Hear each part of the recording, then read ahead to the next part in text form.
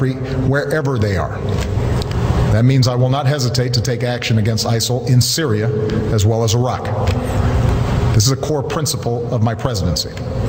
If you threaten America, you will find no safe haven. Second, we will increase our support to forces fighting these terrorists on the ground.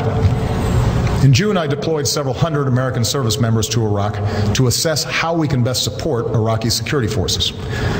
Now that those teams have completed their work and Iraq has formed a government, we will send an additional 475 service members to Iraq.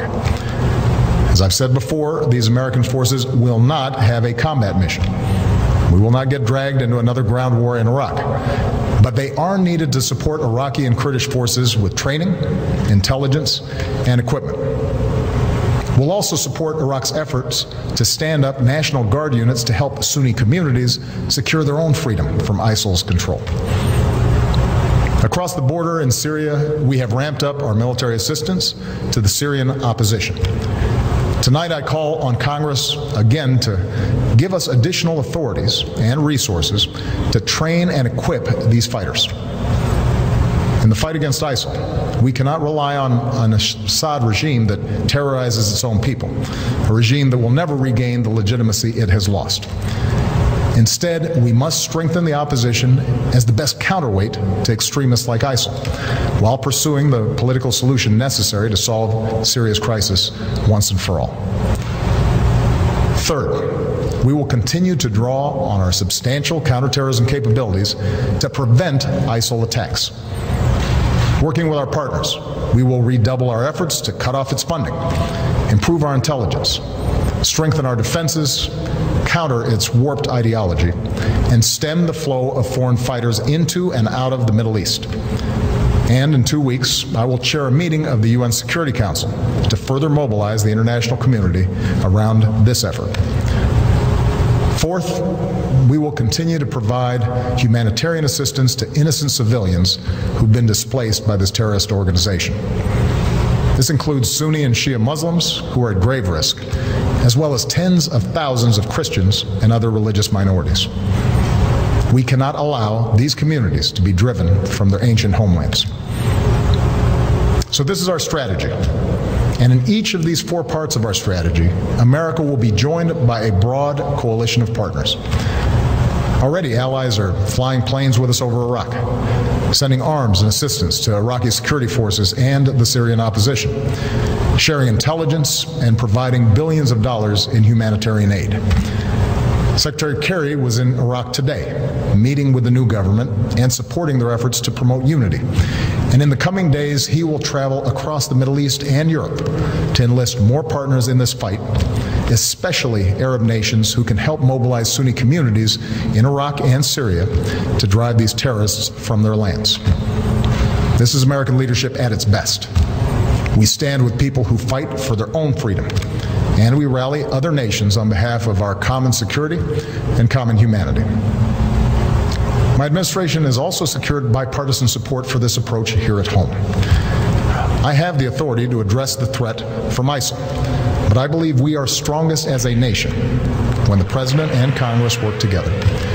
So I welcome congressional support for this effort in order to show the world that Americans are united in confronting this danger. Now, it will take time to eradicate a cancer like ISIL. And any time we take military action, there are risks involved, especially to the servicemen and women who carry out these missions. But I want the American people to understand how this effort will be different from the wars in Iraq and Afghanistan. It will not involve American combat troops fighting on foreign soil. This counterterrorism campaign will be waged through a steady, relentless effort to take out ISIL wherever they exist using our air power and our support for partners' forces on the ground. This strategy of taking out terrorists who threaten us while supporting partners on the front lines is one that we have successfully pursued in Yemen and Somalia for years, and it is consistent with the approach I outlined earlier this year, to use force against anyone who threatens America's core interests, but to mobilize partners wherever possible to address broader challenges to international order. My fellow Americans, we live in a time of great change. Tomorrow marks 13 years since our country was attacked.